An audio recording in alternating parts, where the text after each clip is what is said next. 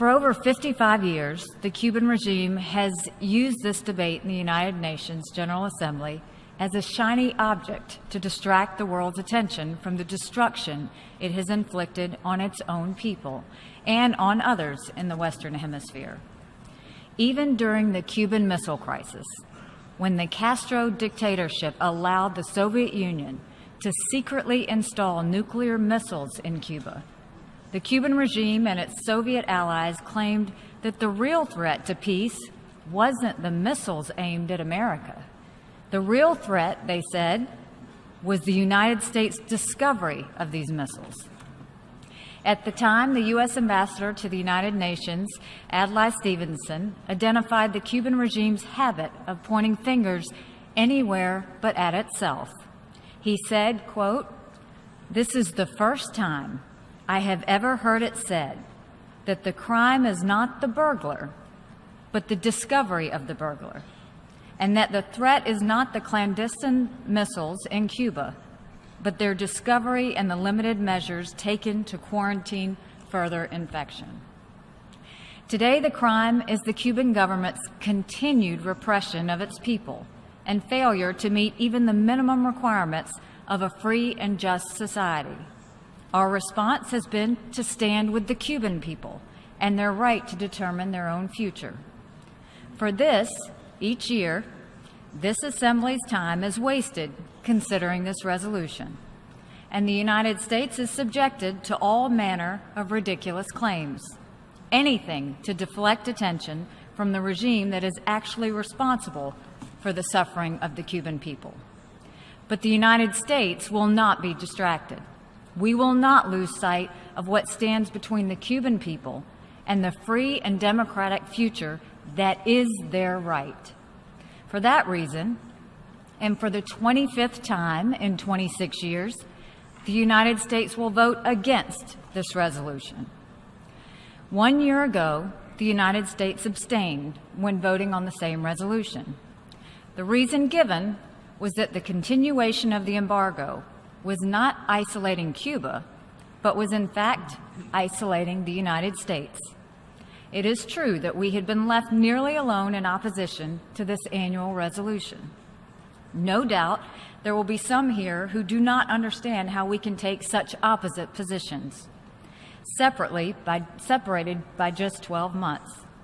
They will wonder how we could passively accept this resolution last year and energetically oppose it this year.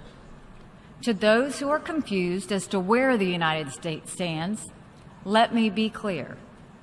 As is their right under our Constitution, the American people have spoken. They have chosen a new president, and he has chosen a new ambassador to the United Nations. As long as the Cuban people continue to be deprived of their human rights and fundamental freedoms, as long as the proceeds from trade with Cuba go to prop up the dictatorial regime responsible for denying those rights, the United States does not fear isolation in this chamber or anywhere else. Our principles are not up for a vote. They are enshrined in our Constitution. They also happen to be enshrined in the Charter of the United Nations. As long as we are members of the United Nations, we will stand for respect for human rights and fundamental freedoms that the member states of this body have pledged to protect, even if we have to stand alone. The resolution before us aims to end the United States' economic, commercial, and financial embargo against Cuba. But let's be honest about what we really see going on here. This Assembly does not have the power to end the U.S. embargo. It is based in U.S. law, which only the United States Congress can change. No, what the General Assembly is doing today, what it does every year at this time, is political theater. The Cuban regime is sending the warped message to the world that the sad state of its economy, the oppression of its people, and the export of its destructive ideology is not its fault. In the spirit of sending messages, I would like to direct the rest of my comments towards the Cuban people. The American people strongly support your dreams to live in a country where you can speak freely, where you can have uncensored access to the internet, where you can provide for your families, and where you can determine your leadership. We know that many of you have been made hopeful by the opening of diplomatic relations between the United States and Cuba. That status is not changing. Our friendship and goodwill toward the Cuban people remain as strong as ever. What you probably don't know is that your government responded to this gesture of goodwill, not by joining in the spirit in which it was offered, but by expanding its politically motivated detentions, harassment and violence against those who advocate for political and economic freedom in Cuba. What you cannot know, because your government won't let you know, is that there were credible reports of almost 10,000 politically motivated detentions in Cuba in 2016 alone. That's a massive increase in detentions over recent years. We had hoped our outreach to your government would be met with greater freedom for you. Your government silences its critics.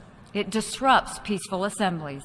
It censors independent journalists and rigs the economy so the government alone profits. Your government has exported its bankrupt, destructive ideology to Venezuela. It has taught the Maduro regime how to silence journalists, crack down on the political opposition, and impoverish its people. Now millions of Venezuelans join you in being denied their basic rights. As we speak here today, your government is busy choosing the successor to the Castro dictatorship.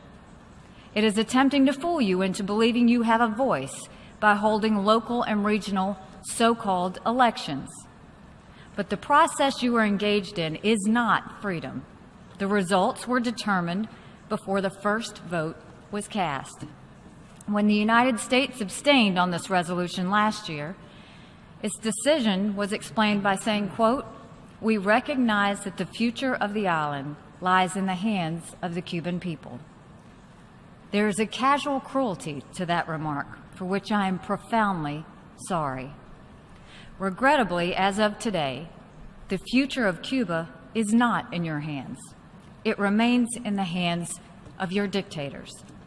The United States opposes this resolution today in continued solidarity with the Cuban people and in the hope that they will one day be free to choose their own destiny. We might stand alone today, but when the day of freedom comes for the Cuban people, and it will come, we will rejoice with them as only a free people can. Thank you. Texas Congressman Louis Gohmert, thank you very much for talking to us. Sure, okay, what does a sit-down between Robert Mueller and President Trump signal with regard to this investigation? Does it signal an end is near? No, what it would signal to me is that Mueller is desperate. He doesn't have a case he can make, and so he's going to follow the path of Martha Stewart, Scooter Libby, or Mike Flynn and hope that they can get President Trump to get confused on some date, some fact that they can turn around and prosecute him for perjury.